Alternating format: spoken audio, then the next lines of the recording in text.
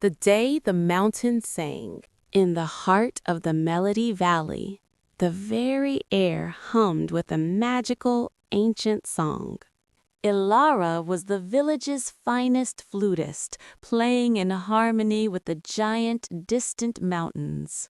The singing mountains didn't just echo, they breathed music that kept the world in balance. Every night, the mountains sang a lullaby that tucked the flowers and children into bed. But one morning, the music stopped. A heavy gray silence fell over the entire valley. The mountains had lost their voice. Without their song, the colors of the world began to fade. Ilara knew she couldn't sit still.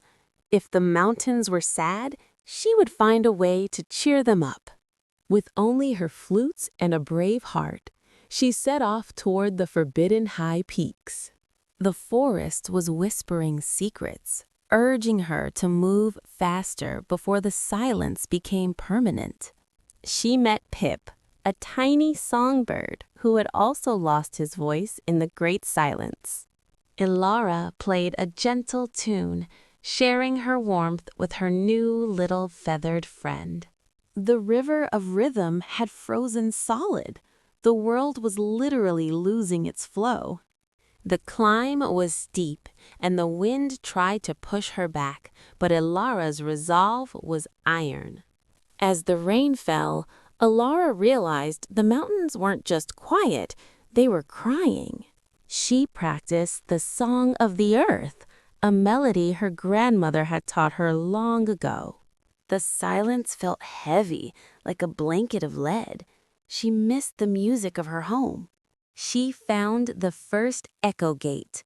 To pass, she had to play a note of pure joy. The mountain felt her presence. A small spark of light returned to the gray rocks.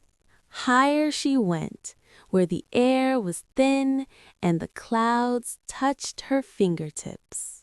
One wrong step and the song would end forever. She kept her eyes on the summit. At the very top stood the flute of the ages, cracked and covered in dark vines.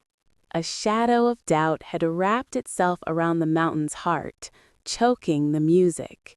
She didn't use strength, she used melody. She played a song of hope and light. The darkness couldn't stand the sound of a heart that refused to give up. Then the ground began to tremble, not with fear, but with a deep rhythmic bass.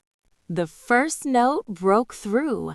A golden light washed over the snowy peaks. The giants were waking. They took a deep breath, preparing for the greatest symphony. And then the mountain sang, a sound so beautiful it turned the snow into flowers. The song raced down the slopes, bringing color and life back to every tree and blade of grass. The river of rhythm danced once more, carrying the melody to the ends of the earth. The forest erupted in a chorus of joy.